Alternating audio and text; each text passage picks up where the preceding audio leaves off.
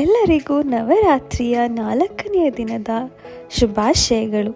ಇಂದು ನಾವು ದೇವಿ ಕುಷ್ಮಾಂಡೆಯನ್ನು ಆರಾಧಿಸುತ್ತೇವೆ.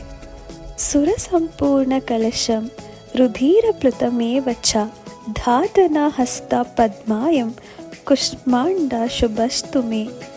ಅರ್ಥಾತ್ ದೇವಿ ಕುಷ್ಮಾಂಡ ತಮ್ಮ ಕಮಲದಂತಹ ಕೈಗಳಲ್ಲಿ ಅಮೃತ ಮತ್ತು ರಕ್ತದಿಂದ ತುಂಬಿದ ಕಲಶವನ್ನು ಹಿಡಿದಿರುವ ದೇವಿಯು ನನ್ನ ಜೀವನದಲ್ಲಿ ಶುಭ ಮತ್ತು ಸಂತೋಷವನ್ನು ನೀಡಲಿ ಎಂದರ್ಥ. ಬೆಳಗಿನ ಮೊದಲ ಕಿರಣಗಳೊಂದಿಗೆ ಕಾಸ್ಮಿಕ ಶಿಲ್ಪಿ ಎಂದೇ ಪ್ರಸಿದ್ಧರಾದ ದೇವಿ ಕುಷ್ಮಾಂಡಳು ರಚನೆಗೂ ಮುನ್ನ ಇರುವ ಮಹಾಶೂನ್ಯತೆಯನ್ನು, ಆಳವಾದ ಖಾಲಿತನವನ್ನು ಕಣ್ಣಿಗೆ ಕಟ್ಟಬಹುದು. ಈ ಕತ್ತಲೆಯಲ್ಲಿ ಒಂದು ದಿವ್ಯವಾದ ನಗು ಮೂಡುತ್ತದೆ. ಅದೇ ಕುಷ್ಮಾಂಡದವರ ನಗು. ಇದು ತೀವ್ರವಾದ ಶಕ್ತಿಯನ್ನು ಹೊರಸೂಸಿ ಬ್ರಹ್ಮಾಂಡವನ್ನು ರೂಪಿಸುತ್ತದೆ. ಅವರು ತಮ್ಮ ಸಿಂಹದ ಮೇಲೆ ಶ್ರೇಷ್ಠವಾಗಿ ಕುಳಿತಿದ್ದಾರೆ. ಅವರು 8 ಭುಜಗಳಲ್ಲಿ ಶಕ್ತಿ, ರಕ್ಷಣೆ ಮತ್ತು ಸೃಷ್ಟಿಯ ಚಿಹ್ನೆಗಳನ್ನು ಹಿಡಿದಿದ್ದಾರೆ. ಒಂದರಲ್ಲಿ ಅಮೃತ ಪಾತ್ರೆಯನ್ನು ಹಿಡಿದಿದ್ದಾರೆ. ಇದು ಜೀವನವನ್ನು ಪೋಷಿಸುವ ನೀರಿನ ಸಂಕೇತವಾಗಿದೆ. ಮತ್ತೊಂದು ಭುಜದಲ್ಲಿ ಚಕ್ರ ಇದೆ. ಇದು ಅವರ ಸೃಷ್ಟಿಸಿದ ವಿಶ್ವದ ಚಕ್ರವನ್ನು ತೋರಿಸುತ್ತದೆ. ಅವರ ಹಸ್ತದಲ್ಲಿ ಕಮಲವು ದೈಹಿಕ ಜಗತ್ತಿನ ತಂತ್ರಗಳ ಮಧ್ಯೆ ನಿರ್ಮಲತೆಯನ್ನು ತೋರ್ಪಡಿಸುತ್ತದೆ.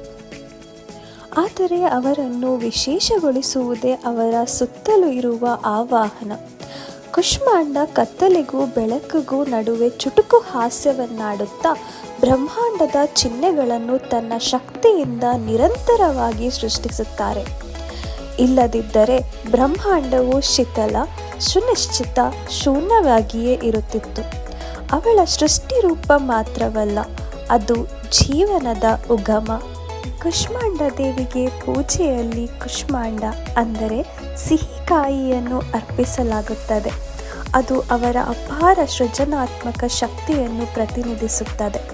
ಪ್ರಾರ್ಥನೆಗಳ ಸಮಯದಲ್ಲಿ ಭಕ್ತರು ದೇವಿಯ ಇರುವನ್ನು ಅರಸುತ್ತಾರೆ. ಅವರ ಶಕ್ತಿ, ಶ್ರದ್ಧೆ ಮತ್ತು ಹುರಿಯೊಂದಿಗೆ ಜೀವ ತುಂಬುವ ಆನಂದವನ್ನು ತಮ್ಮ ಅಂತರಂಗದಲ್ಲಿ ಅನುಭವಿಸುತ್ತಾರೆ.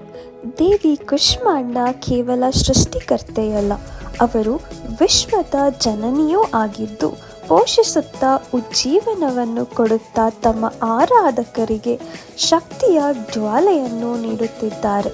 ನವರಾತ್ರಿಯ 4ನೆಯ ದಿನ ದೇವಿ ಕುಷ್ಮಾಂಡ ನಿಮಗೆ ಶಕ್ತಿ, ಸಮೃದ್ಧಿ ಮತ್ತು ಶ್ರೇಯಸ್ಸನ್ನು ಕರುಣಿಸಲಿ. ಓಂ ದುರ್ಗಾಯೇ ನಮಃ.